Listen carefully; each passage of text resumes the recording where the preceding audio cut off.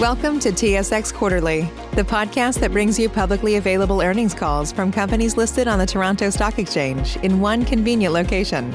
Gone are the days of looking through confusing websites. You'll find the important information right here. Enjoy the call.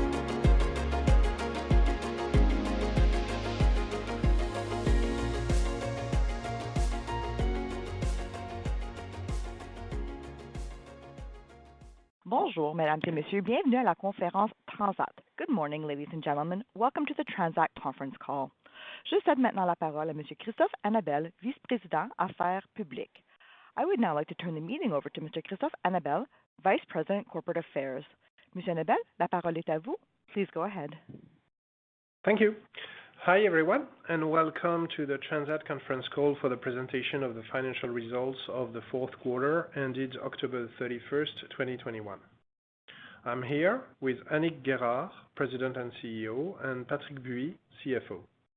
Annick will provide her comments and observations on the current situation and on the operational and commercial plans for the future before Patrick reviews the financial results in more details. We will then answer questions from financial analysts. Questions from journalists will be handled offline. The conference call will be held in English, but questions may be asked in French or English. As usual, our investors presentation has been updated and is posted on our website in the investors section. Patrick may refer to it as he presents the results. Today's call contains forward-looking statements. There are risks that actual results will differ materially from those contemplated by these forward-looking statements. For additional information on such risks, we invite you to consult our filings with the Canadian Securities Commission. Forward-looking statements represent Transat's expectations as at December the 9th, 2021, and accordingly are subject to change after such date.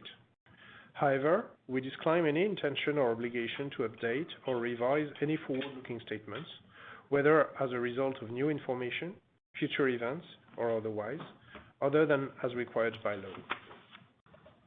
Finally, we may refer to IFRS and non-IFRS financial measures. In addition to IFRS financial measures, we are using non-IFRS measures to assess the company's operational performance.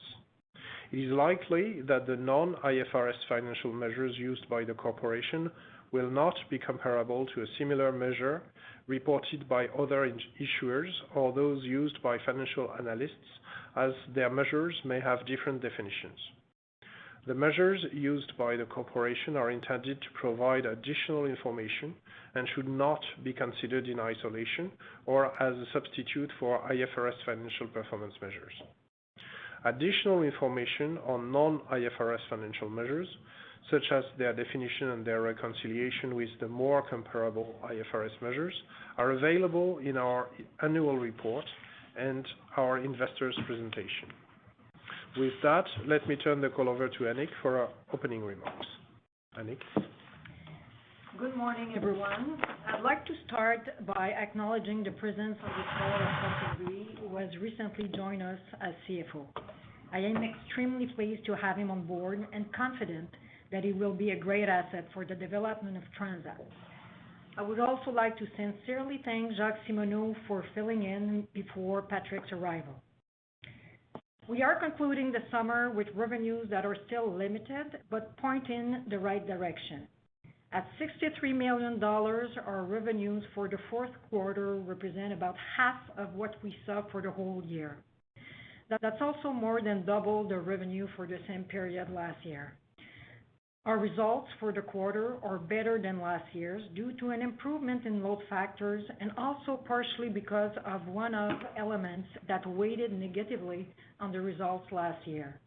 They're in line and even slightly better than the objectives we established as part of our restart plan. Most importantly, we have kept the cash burn in check at $50 million per month, despite the cost incurred for the restart of operations since July 30th. Patrick will comment in more details on the financial elements. Our operations are now well underway. For winter, we expect to operate a global capacity at around 60% of what it was in 2019, starting at 50% and gradually increasing to 75%.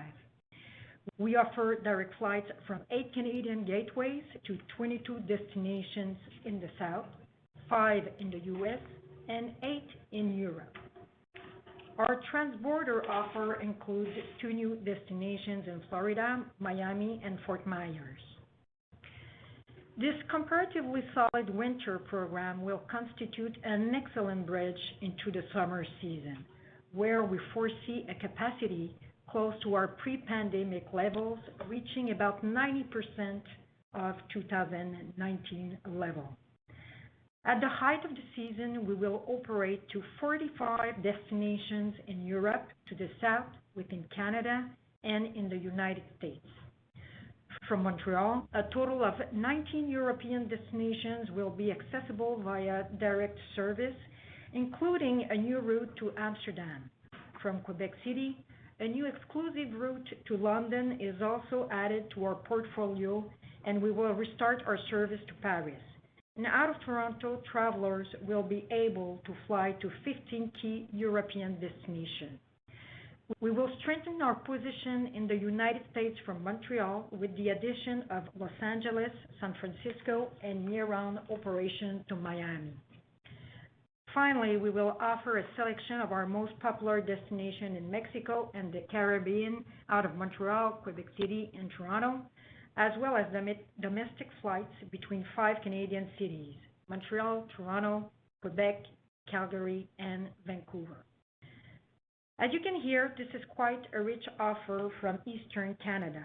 We are, of course, monitoring the situation, especially in connection with the Omicron variant, and are ready to adjust our capacity as the situation may require, but we are quite confident that we are now evolving in the right direction.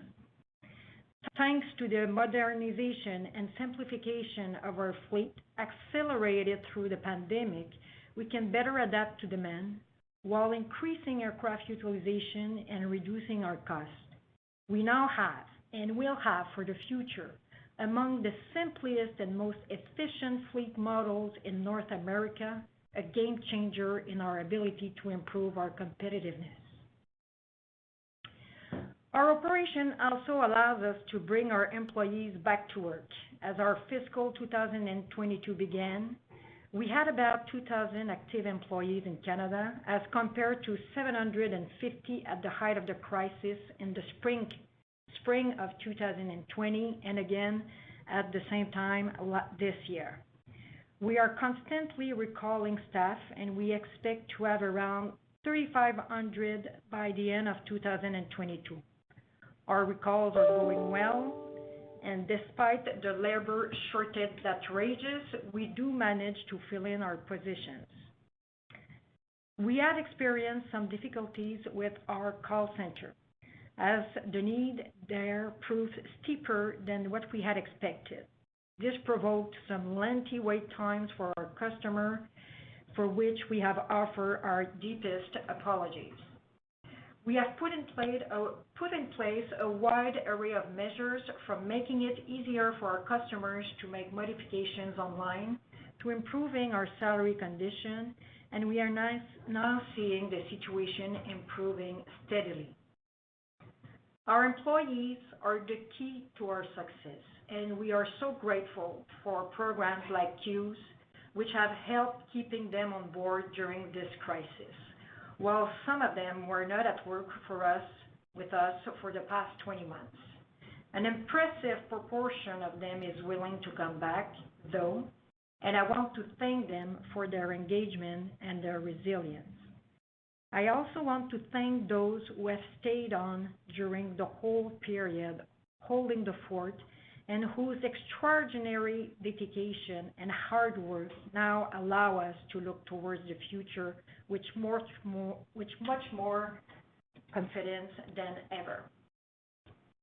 Another important factor in our post-COVID development, and we have pointed it out many times already, will be our capacity to forge alliances to strengthen our network with complementary offers from other carriers. This is key to our growth strategy. That's why the announcement of a first code-share agreement with Westjet was important for us, and you can also expect other announcements of the same kind in the upcoming year. In the meanwhile, we have also developed our virtual interline agreement through our Connectair by Air Transat service that conveniently offers interlining options to our customers with minimal system integration and development effort. This now allows us to offer more than 130 extra destinations with EasyJet in Europe, Avianca in South America, and Vueling in Spain. Moreover, we are unveiling today the upcoming integration of Pascan Aviation into our partner portfolio. Our passengers will be able to connect a Transat flight with the network of this regional airline out of Montreal and Quebec as a first step towards a commercial cooperation with them to better serve our regions in Quebec. We place great importance on corporate social and environmental responsibility, which is fully linked to the future of our industry. The climate emergency is at the center of our concerns. Unfortunately, hybrid and electric aircraft will not be available for several years. In the arsenal of tools available to us to reduce GHGs, fleet modernization, fuel efficiency measures, and the use of sustainable aviation fuel are key elements. This year, we became the first airline in Canada to have secured a significant volume of electrofuel over a long period of time, with the signature of a commercial agreement for 90% of SAF Plus Consortium sustainable electrofuel to be produced at its first Montreal plant. Projects like this will help lead the aviation industry to a revolution while contributing to the achievement of GHG reduction targets in Quebec and Canada. Before concluding, I would like to acknowledge the contribution of Louis-Marie Beaulieu and Jean-Yves Leblanc to Transat's Board of Directors, as both will be leaving us at the end of this month. And I am very pleased to announce that Mr. Daniel Desjardins and Mrs. Julie Tremblay have accepted to join the board and bring their tremendous experience to the table to help Transat develop in this new phase of its history. In a nutshell, we are sharing today results that reflect the depth of the COVID crisis on worldwide travel and aviation in general, and Transat in particular. But we are extremely confident that we have everything in place to rebuild and redevelop as a company that will be stronger and more profitable than before the crisis. 2022 will be a demanding year, no doubt, and we have a lot on our plate, but it will also be the most exciting one as the first year into our strategic plan and of a new, even more ambitious era. Patrick will now give you more details about our financials. Thank you, Annick, and good morning, everyone. I'm glad to be sharing our financial results with you. Since the restart of our operations on July 30th, we have witnessed encouraging signs of a recovery as our capacity has ramped up through the fourth quarter, and we are seeing much more robust load factors compared to 2020. However, and without surprise, our fourth quarter results were again significantly impacted by COVID-19. While we have secured financing through the LEAP program last April, and while we resumed operations on July 30th, preserving cash has been and remains a top priority.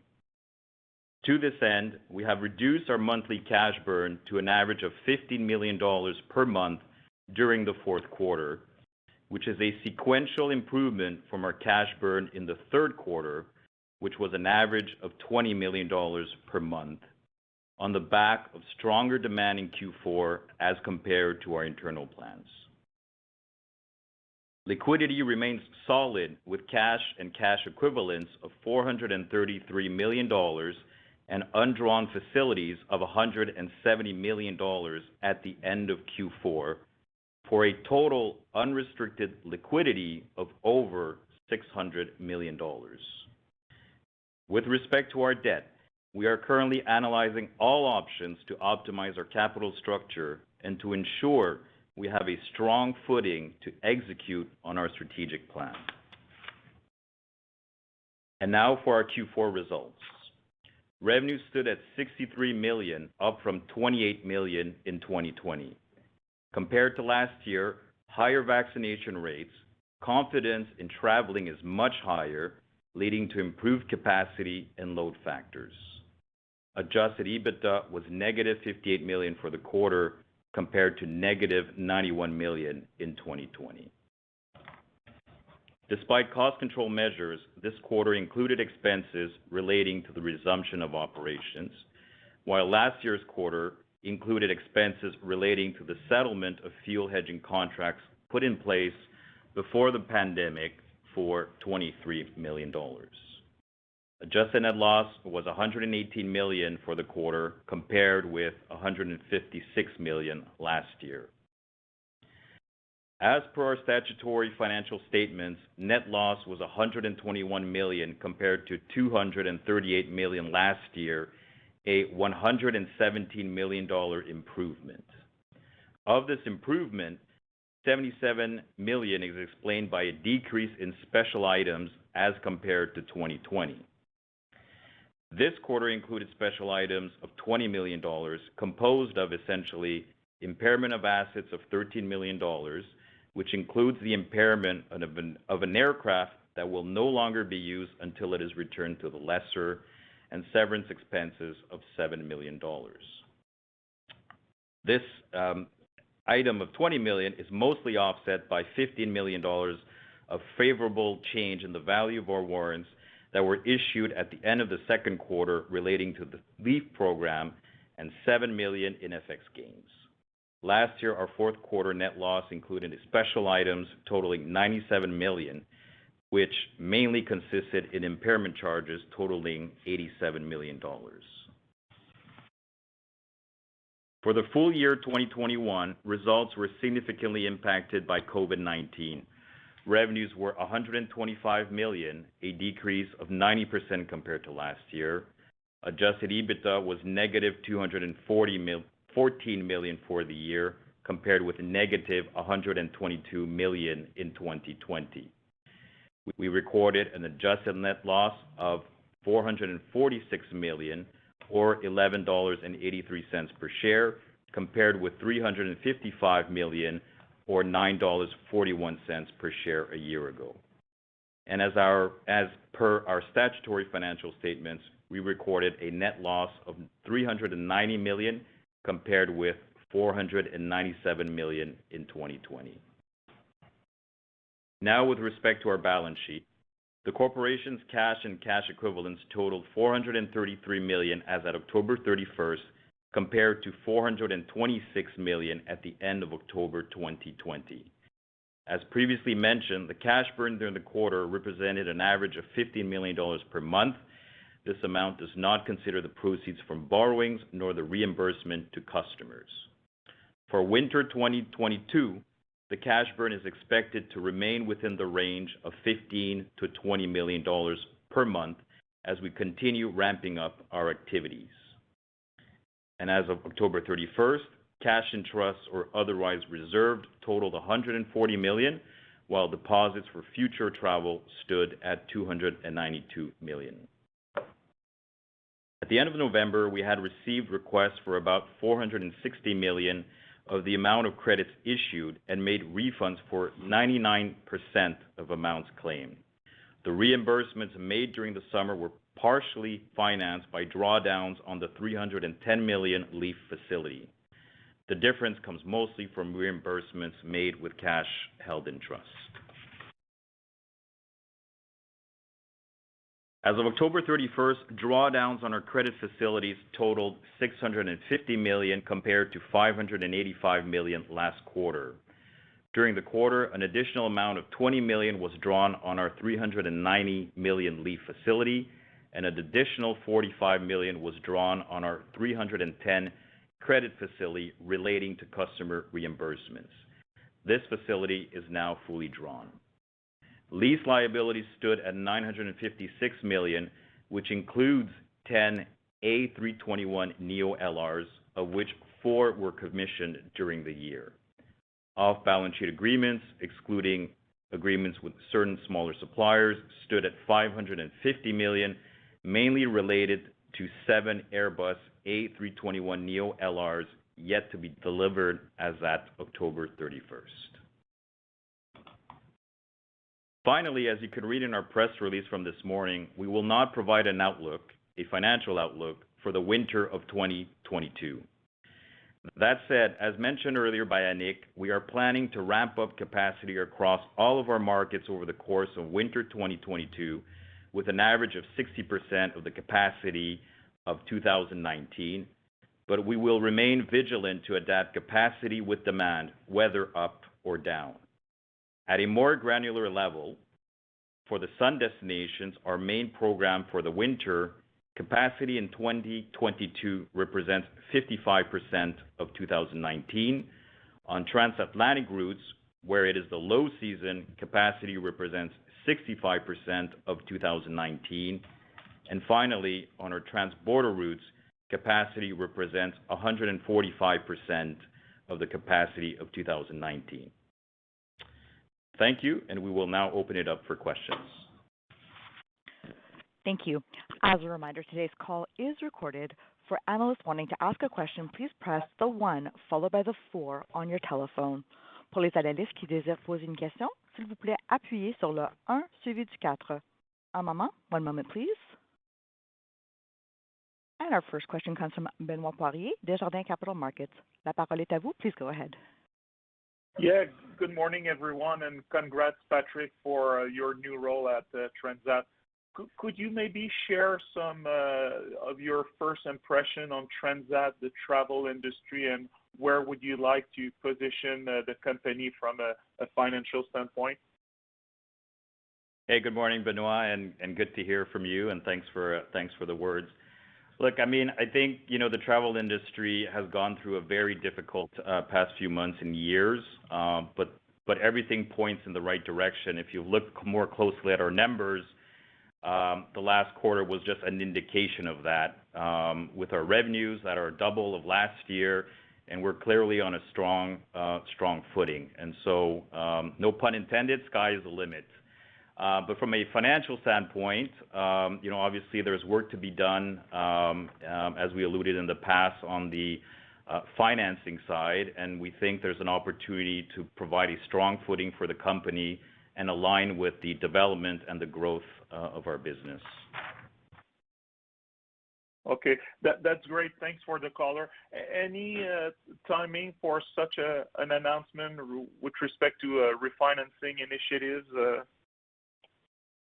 Yeah, that's a great question. I mean, as we mentioned in the past, we're looking at all options. We're looking at no stones unturned. We're looking at all types of instruments and markets. We think there's an opportunity. There's a window of opportunity now. We just want to make sure that we do a thorough homework before we proceed with a financing. Obviously, there's some clear objectives in that financing. We want it to be financially accretive to the company on one side, and secondly, we want to reduce risk as well.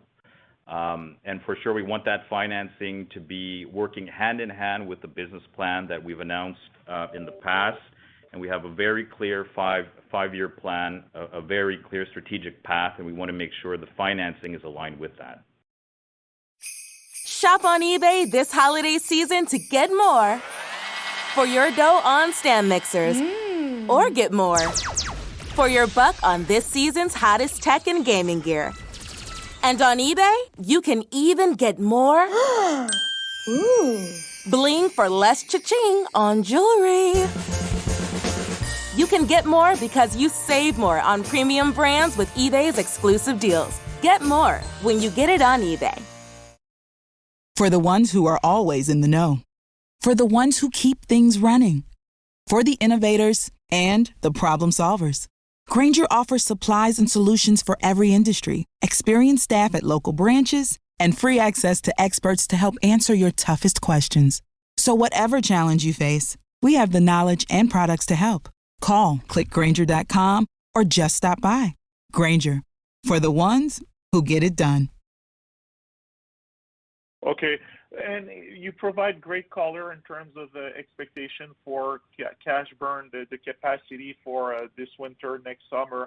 I'm just wondering, given that there's been change in the strategy, now you have a much more optimized fleet, and also the code sharing agreement that you just signed. Any thoughts about where the Transat margin profile could evolve once you've recovered to the pre-crisis level?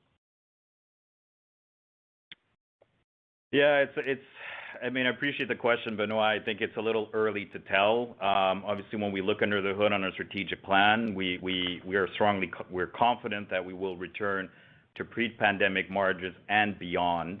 But I think it's a little bit too early to say, Benoit. Okay, and last one. Yeah, go ahead. Sorry. Maybe I can comment on that because that's important. That's important for us. We are consolidating our operation, as you know, as we announced in Eastern Canada, where we are extremely well positioned with solid market shares, and we will be there for next summer.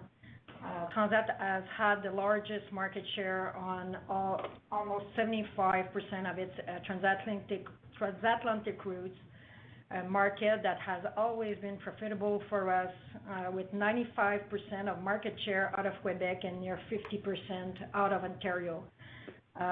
So with that and rebuilding that network, I think it's very important to understand that we have a solid base.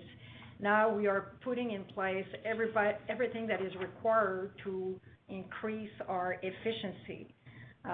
So there's a clear path to improve overall operational and financial performance. Our fleet simplification, of course, as we've talked in the past, is going from 4 to 2 types of aircraft, entirely compatible with the most efficient aircraft on the Atlantic market, the Airbus A321LR. We have significantly reduced our number of wide aircraft to increase our agility in the market.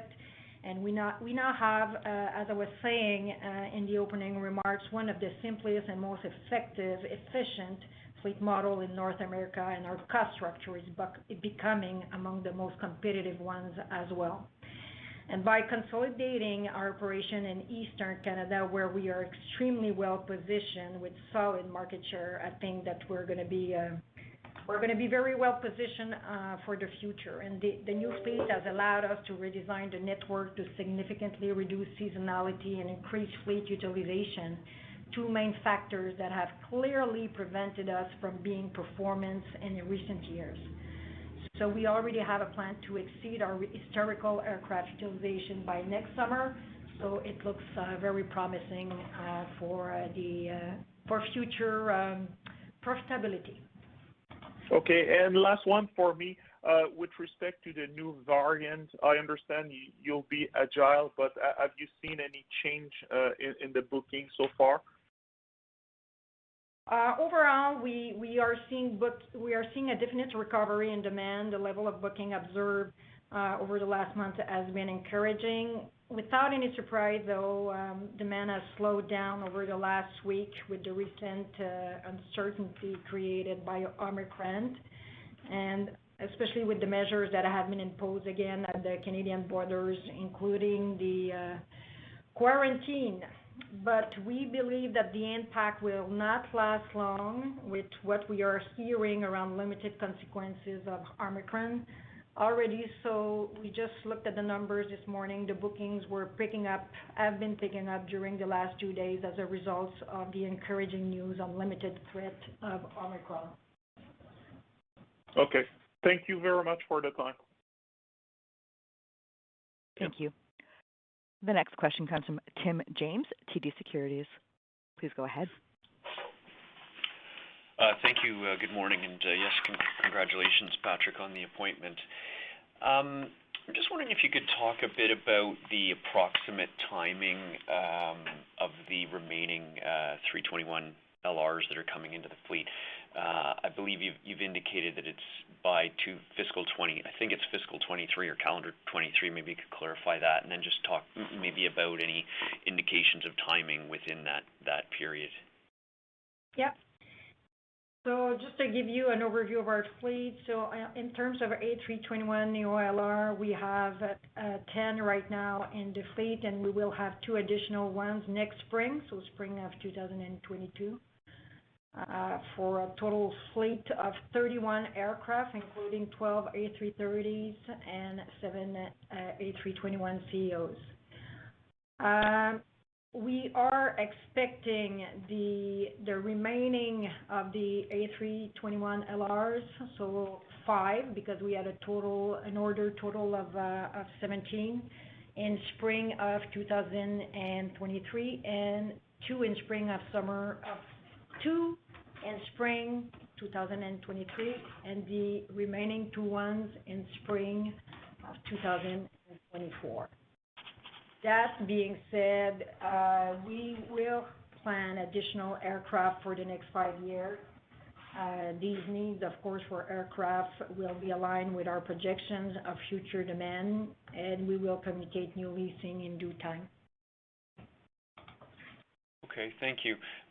My second question, I'm wondering if you can talk about this Westjet codeshare agreement. I think looks very exciting for Transat. Can you sort of talk from the perspective of travelers and where that benefit, that opportunity of the partnership will kind of show up and expand the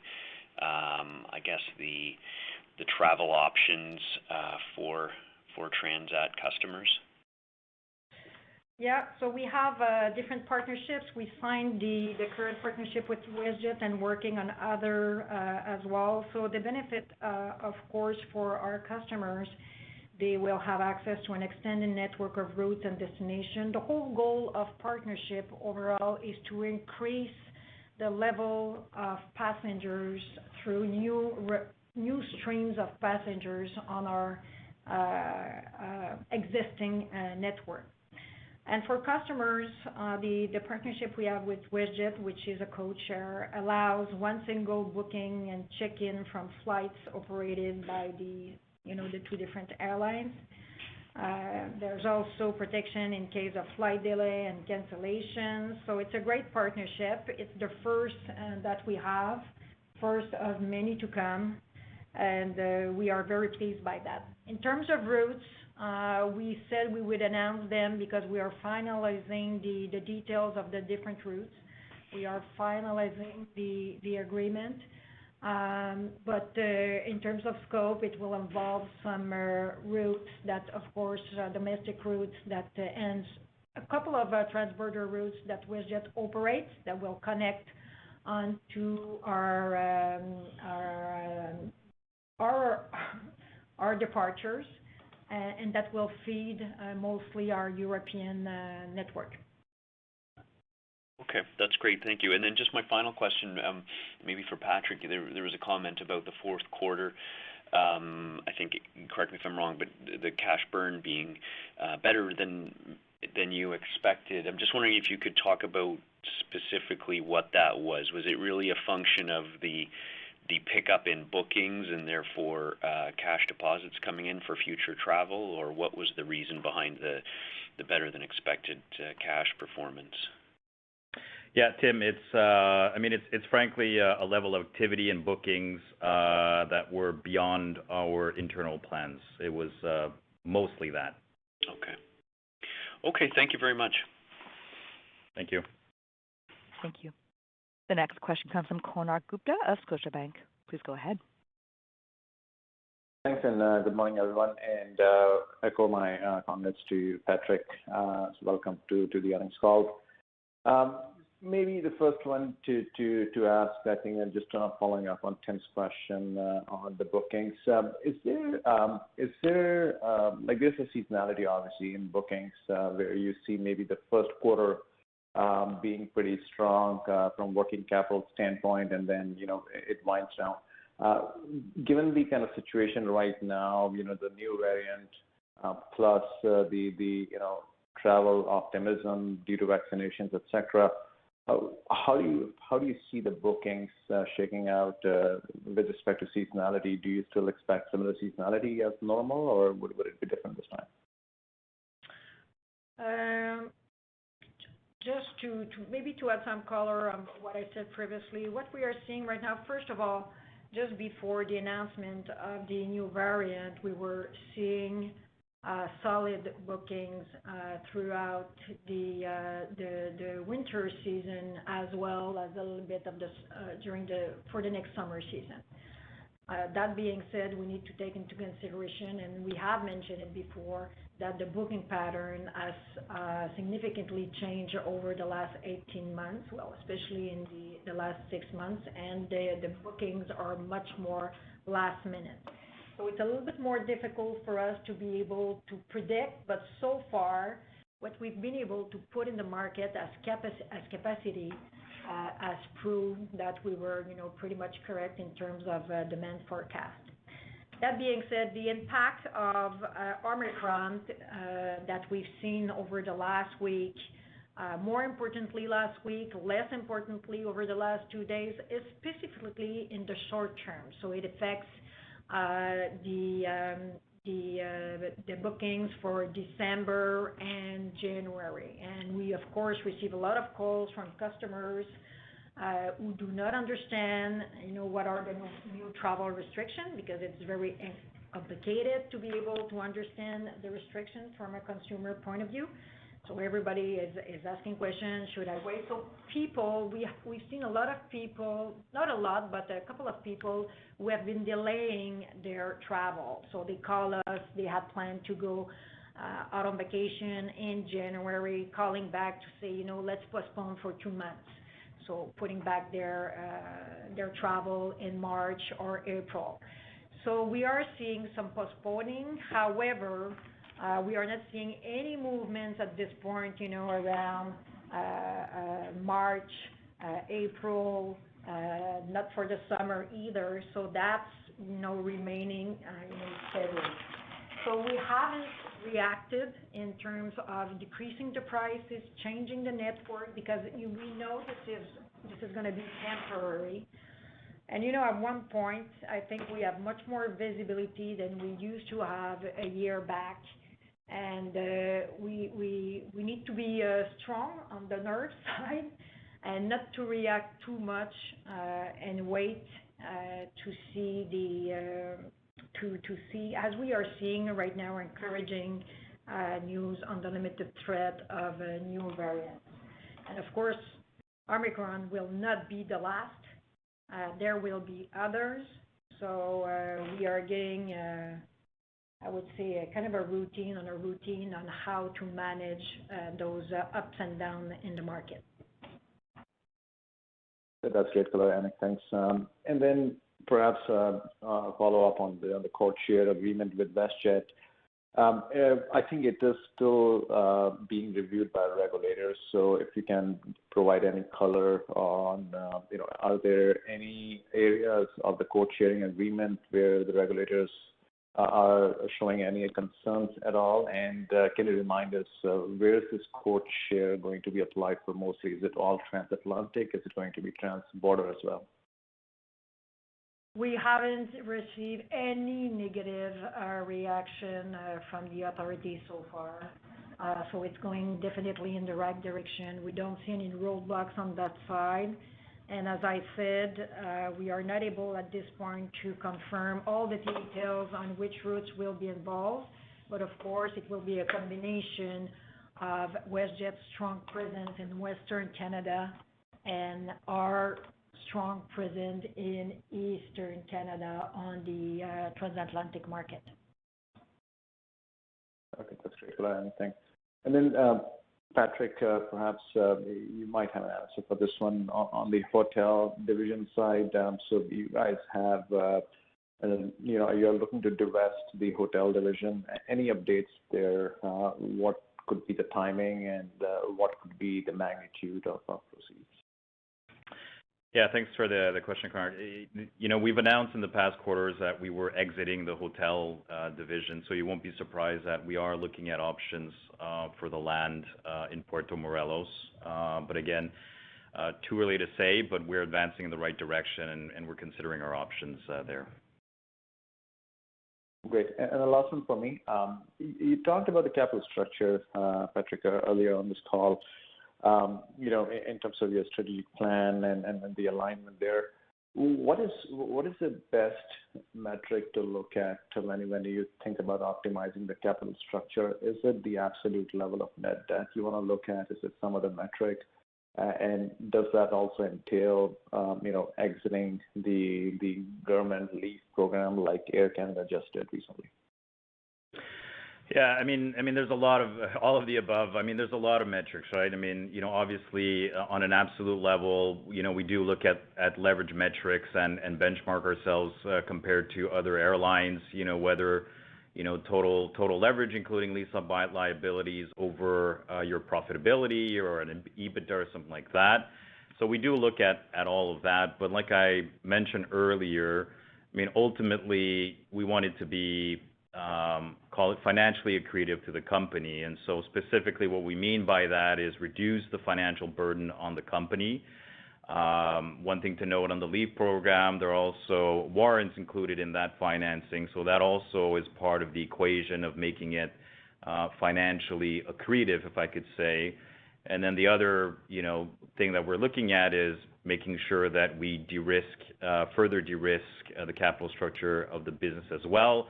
So what that may mean is in terms of maturities and so on and so forth.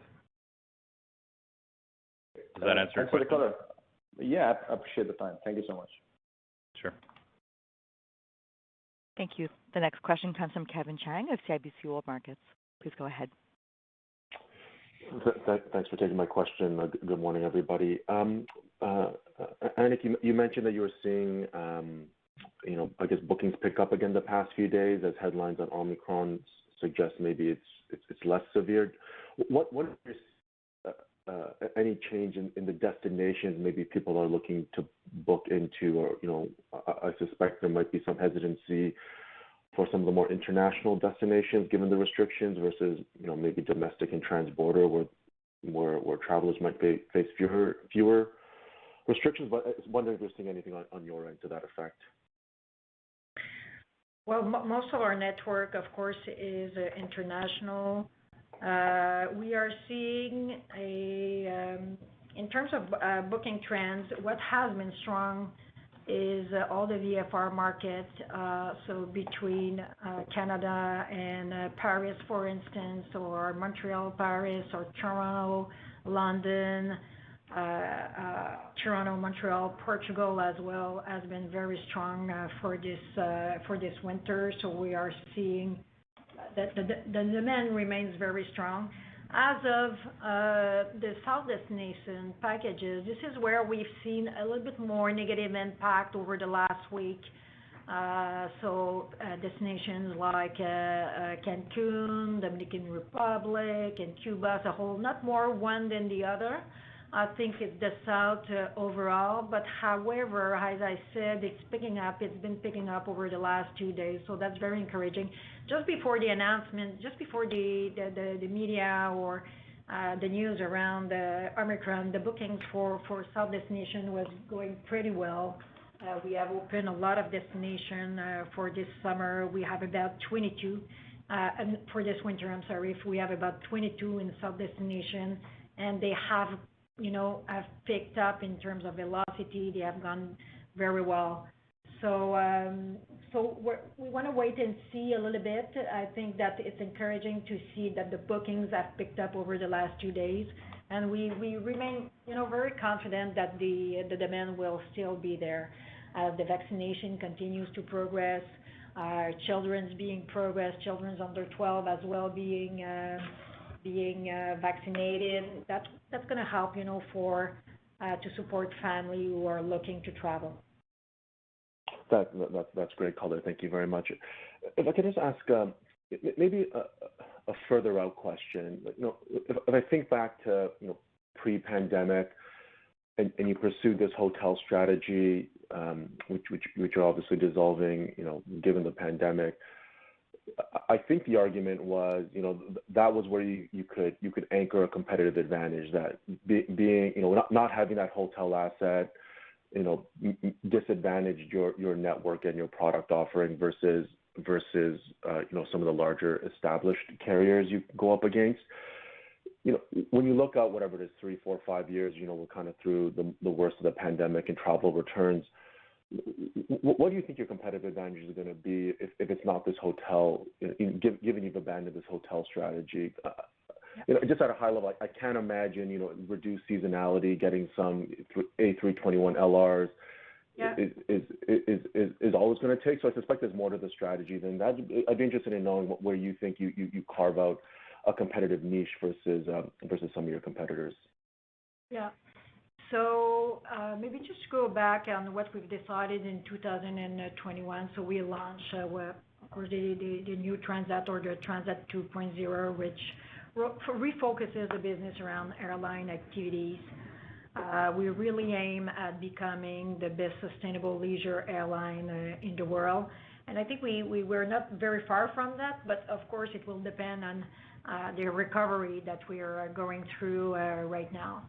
So this involves several structural changes that have started to take place. Of course, a change in the company's governance, the closing of the hotel division. We cannot be, we've decided to move away from the vertical integration business model, as we realize that we cannot be everything to everybody. We cannot be first or second or best in all the different fields. And it involves as well a clear path to improve the overall operational, financial performance, as well, of course, ambitious targets towards decarbonization. In terms of competitive advantage, we are, as I said earlier, we are consolidating our operation in Eastern Canada, where we are extremely solid, well-positioned with our market shares. So that's really important for us.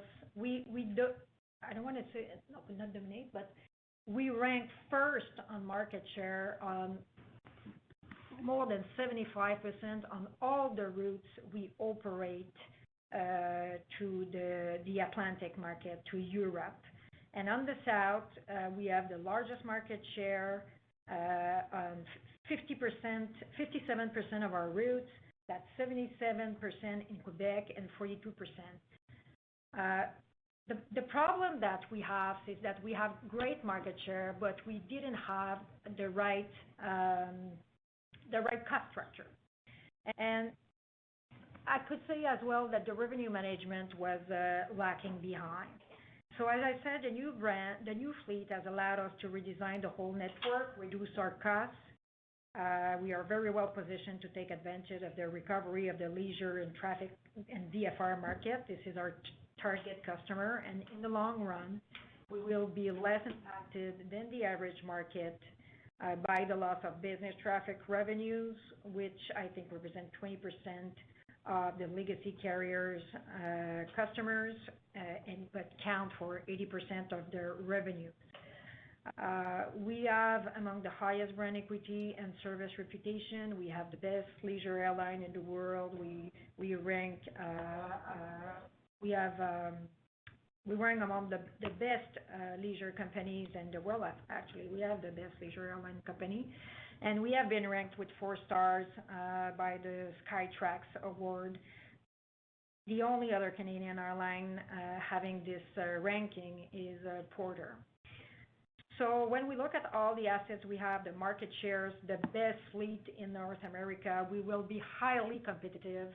We believe that when we look at the market, the Canadian market, the transborder market, and the European market, we will have the leanest structure overall to be able to compete in the market.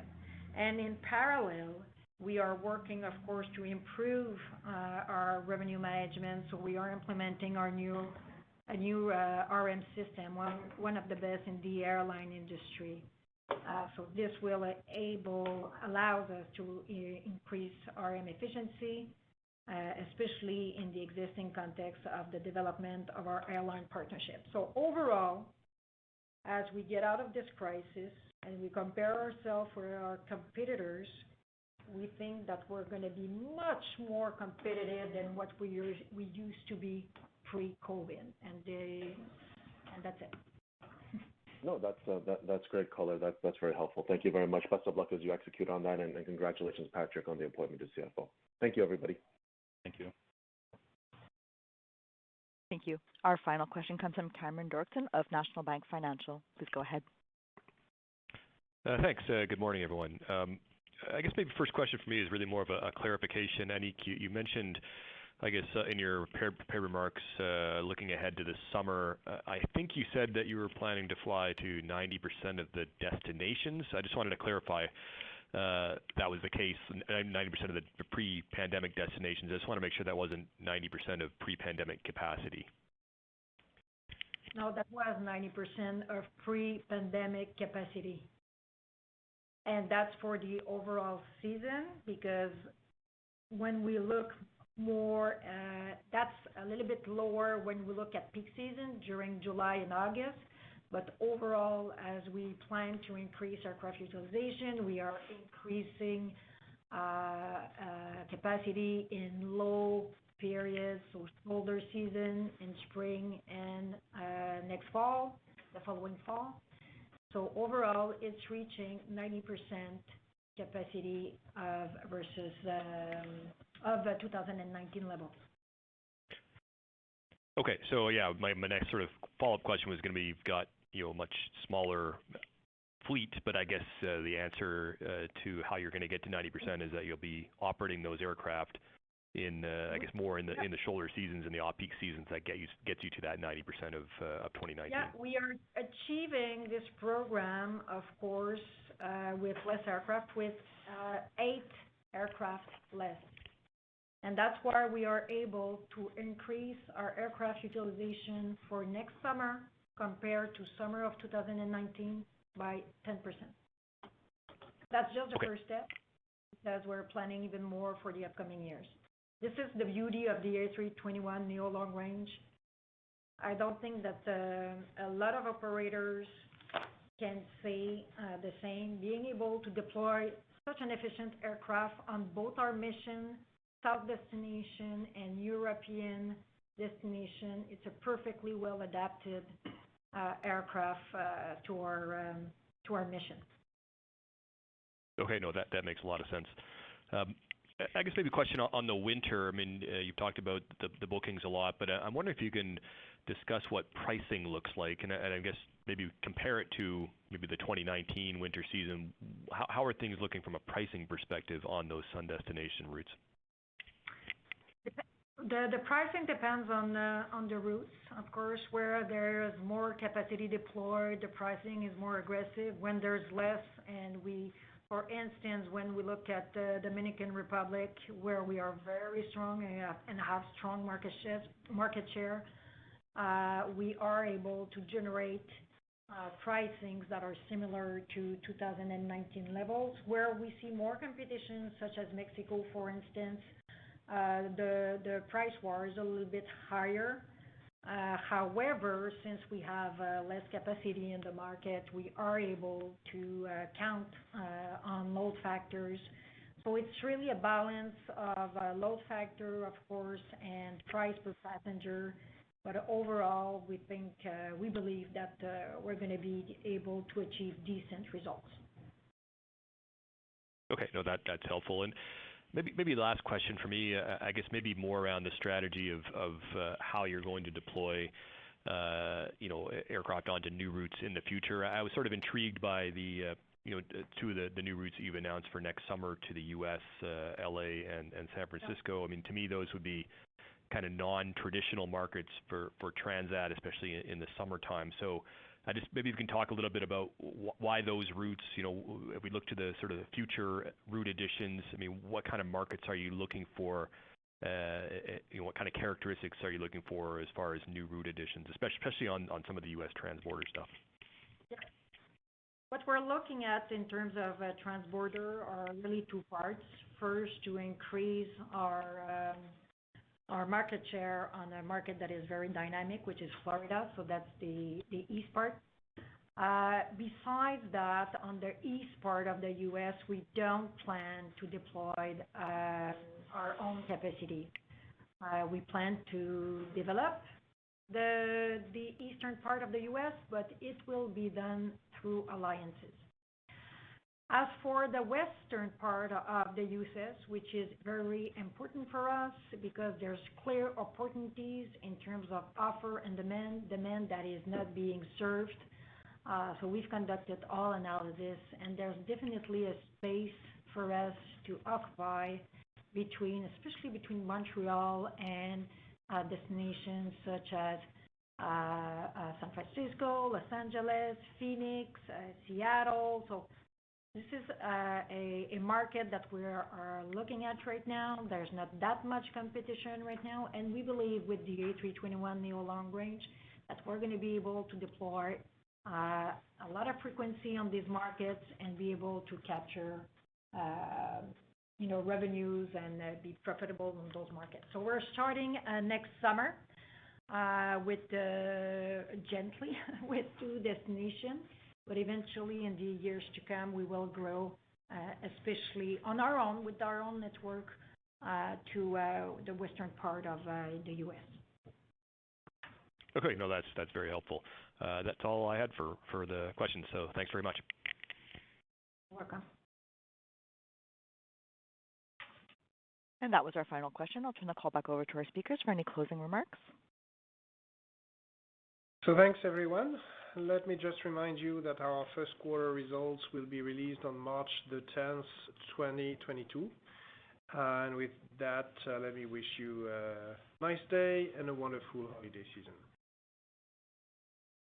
This does conclude the conference call for today. We thank you for your participation and ask that you please disconnect your lines. Thank you and have a good day. Merci et bonne journée. At T-Mobile for Business, unconventional thinking means we see things differently, so you can focus on what matters most. That's why we've become the leader in 5G, #1 in customer satisfaction, and a partner who includes 5G in every plan, so you get it all. Unconventional thinking is better for business. Open Signal awards T-Mobile as America's fastest 5G network USA. 5G user experience report July 2021. Capable device required. Coverage not available in some areas. Some uses may require certain plan or features. See T-Mobile.com. For JD Power 2020 award information, visit jdpower.com/awards. Grandparents, at Vanguard, you're more than just a grandparent. You're the family historians. You fill your closets with heirlooms, family photos, and letters from long ago. You're always planning the next family reunion, even at the reunion. Because for you, time well spent is time spent on them. At Vanguard, you're more than just an investor. You're an owner. Because the future you're building is bigger than yourself. Discover the value of ownership at Vanguard.com. Fund shareholders own the funds that own Vanguard. Vanguard Marketing Corporation, distributor.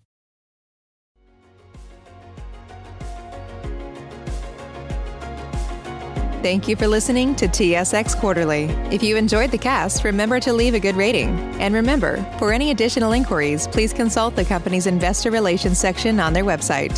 See you next time.